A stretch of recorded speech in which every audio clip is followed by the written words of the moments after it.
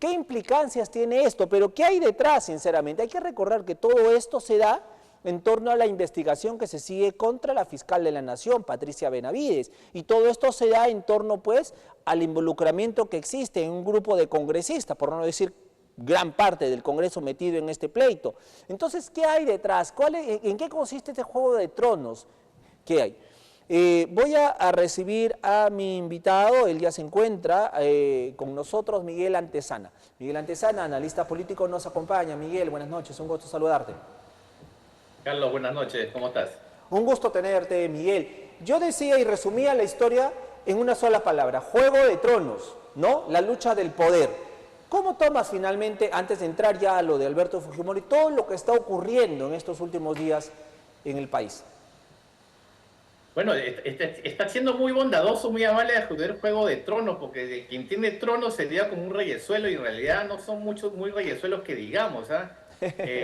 Al contrario, yo creo que se van más por el lado delincuencial muchos personajes de esta película que ciertamente en el Perú no nos aburrimos nunca. Tú sí has mencionado varios actores que ciertamente están interesados en toda esta trama. Estamos hablando de congresistas, estamos hablando de la fiscal de la Nación, estamos hablando de miembros del Tribunal Constitucional y ahora también de taquito le cae al Ministerio de Justicia, le cae a la presidenta Boluarte y cuidado que salgan otros nuevos actores insospechados en esta trama. Sin embargo, todo está de alguna manera relacionado y porque estamos normalizando el tema de la corrupción, del manejo inadecuado, del incumplimiento de las leyes, y otra vez estamos pasando un diciembre en medio de una crisis y una grave crisis desde varias dimensiones. Ahora, tenemos esta tarde, que es la última información, esta liberación del expresidente Alberto Fujimori. Sorprendió, sinceramente, por la rapidez en que el TC actuó. Ojo, o sea, no es un caso menudo, es un caso gravitante, ¿no? Pero bueno, el TC decidió esta tarde libertad absoluta al expresidente. Miguel. Y la sorpresa no es solamente por la celeridad con la que decidió, sino por varios otros elementos. En primer lugar, estamos hablando de una sentencia en la que firman 3 miembros del Tribunal Constitucional. Claro, la norma dice que para que tenga vigencia firmen 4 miembros y en este caso al firmar el presidente del Tribunal Constitucional su voto es doble. Sin embargo, y esto los constitucionalistas son los que deberían ilustrarnos mejor, en este tipo de casos como que el reglamento constitucional como que parece que no está estipulado. Por lo tanto, ahí me limito simplemente a decir los hechos. 3 miembros que han firmado, con uno con voto doble. Segundo, en esta sentencia ha dicho que no procede la resolución que emitió la Corte Interamericana de Derechos Humanos, lo cual nos está colocando en una situación muy delicada a nivel de Estado, a nivel de país, porque nos pone al mismo nivel que Nicaragua y Venezuela, que en esos países simplemente les importa un pepino lo que diga la Corte Interamericana de Derechos Humanos. Eso es lo que acaba de hacer el Tribunal Constitucional y seguramente habrá alguna manifestación, me refiero a manifestación en un documento o algo de esta instancia internacional a la que nos debemos porque nosotros decidimos como país, como Estado soberano que tanto se dice, a precisamente estar bajo las normas supranacionales. Y al decir que ahora no nos interesa, entonces nos pone a un nivel bastante bajo y tiene unas implicancias de todo tipo. Por ejemplo, esa aspiración de pertenecer a la OCDE ya se la tiró para el piso, porque ¿qué inversionista internacional va a querer venir a un país en el que precisamente no les interesan las instancias supranacionales? O sea, que si yo quiero reclamar algo con mi inversión y me voy a un tribunal internacional, entonces ¿te va a importar nada lo que diga una instancia internacional?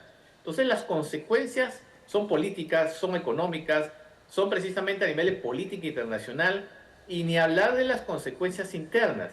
Seguramente van a empezar a ver las manifestaciones, seguramente también eso va a potenciar las manifestaciones contra el gobierno, porque entonces el gobierno se está haciendo el loco también en este tema tan delicado de desconocer esta instancia internacional.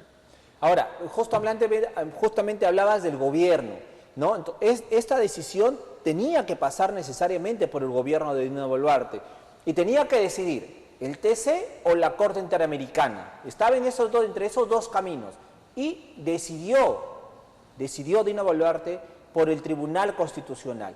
Ahora, la interpretación es esto. ¿Por qué decidió por el TC? Si antes ya los gobiernos anteriores habían de alguna manera hecho prevalecer lo que había manifestado la Corte Interamericana. Ahora, ¿no está pensando Dina Boluarte más en mantenerse en el gobierno, en el poder, porque necesita los votos del fujimorismo? Ojo, hay una acusación constitucional presentada por la todavía fiscal de la Nación, Patricia Benavides. Entonces dicen, si yo anulo esto del TC o no le hago caso, no hago caso a lo que el TC acaba de manifestar, oye, en el Congreso me dan vuelta. Inmediatamente me sacan de Palacio y me voy al banquillo de los acusados directamente. Entonces, mejor es sobrevivencia política, me trago el sapo de la Corte Interamericana y le doy forata a Fujimori inmediatamente, ¿no? Sí, yo creo que el escenario que has pintado es muy cierto. Ella le conviene muchísimo precisamente hacerle caso al Tribunal Constitucional, porque en la medida que le hiciese caso a la Corte Interamericana de Derechos Humanos, entonces esa acusación constitucional que hizo esa fiscal que ahora está cuestionada, entonces podría encontrar luz verde en el Congreso, que también están cuestionados en estas relaciones y tráfico de influencias, y el camino sería precisamente la primera inquilina mujer en la DIROES. Entonces yo supongo que eso es lo que está midiendo. Si yo me pongo del lado del Tribunal Constitucional, me estoy poniendo también del lado del Congreso y también me estoy poniendo del lado de la Fiscalía. Fíjate que todo tiene una conexión. Entonces, pero ojo, lo que no está contando el gobierno es con la población, porque la acusación es precisamente por delitos de lesa humanidad, por los muertos que tuvimos a comienzo de año. Y eso todavía es una herida que no se ha cerrado en el caso peruano. Y cuidado que en un contexto de recesión económica, en un contexto en el que el Congreso está haciendo lo que le da la gana con las reglas del sistema político, en un contexto en el que precisamente la ley está escrita en el papel y no se está cumpliendo, cuidado que se está encendiendo el fuego que está calentando esta olla a presión. Y yo no me quiero imaginar que la salida, ya sabemos que no va a ser legal, constitucional, porque el Tribunal Constitucional se ha encargado de tirarlo a la basura en estas circunstancias. Entonces la salida va a venir por otro lado, porque si no, entonces estaríamos normalizando el caos en el país, normalizando que el Estado de Derecho es una ilusión, es una utopía, y nos estamos poniendo, como dije hace un momento, a nivel de los parias internacionales. No cumplimos las normas internas y mucho menos las internacionales.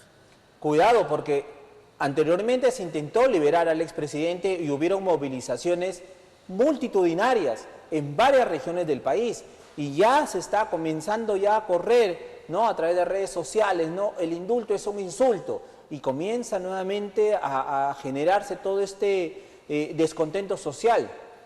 Miguel. Sí, recordemos que el antifujimorismo en el Perú no es una ideología, no es un partido político, es una gran masa humana que cada vez gana adeptos.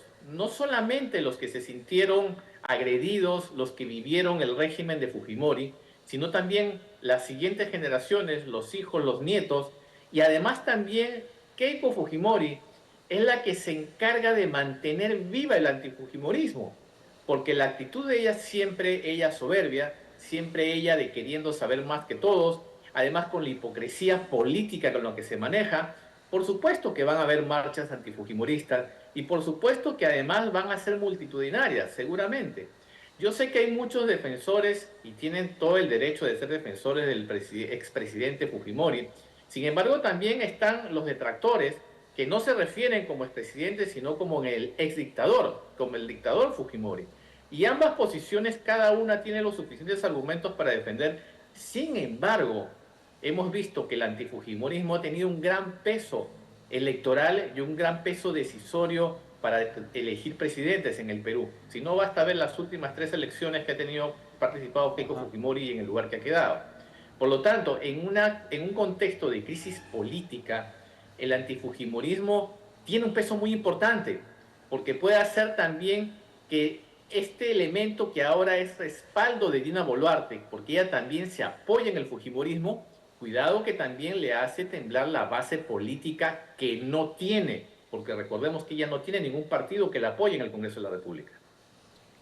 Para ir terminando, el caso de Patricia Benavides, Miguel, el día de hoy fue a la Comisión de Fiscalización del Congreso, pero estuvo pues, ella fue con el abogado Jorge del Castillo, su abogada, en este caso su abogado defensor, pero parecían otros congresistas, también parecían más que congresistas fiscalizadores, parecían abogados de Patricia Benavides. Así que también ahí la cosa va mal, también en torno al Ministerio Público y la fiscal Benavides.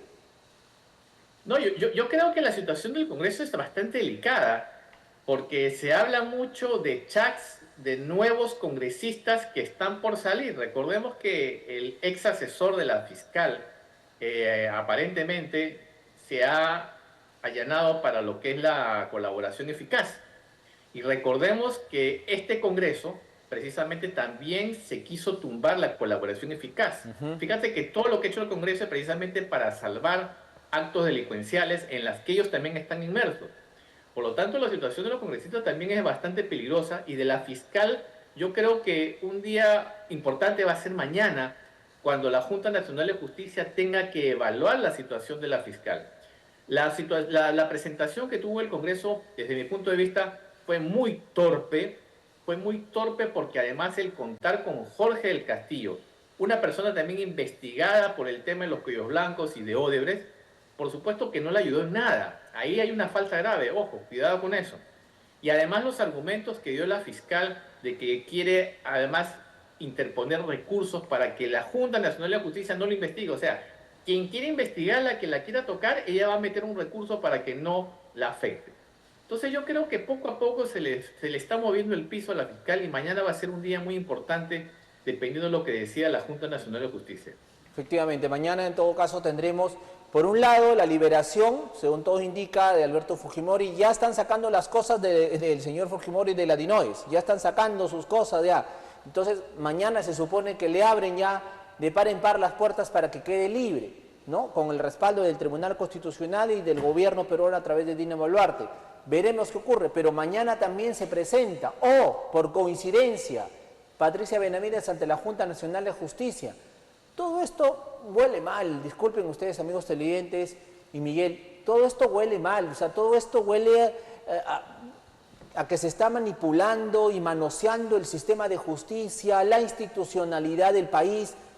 Huele muy mal, Miguel.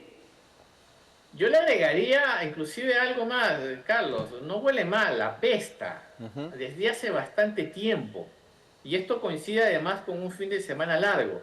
Así que cuidado que la gente, en vez de irse a hacer sus propias navideñas, porque además no tiene con qué hacerlas, la gente salga a las calles.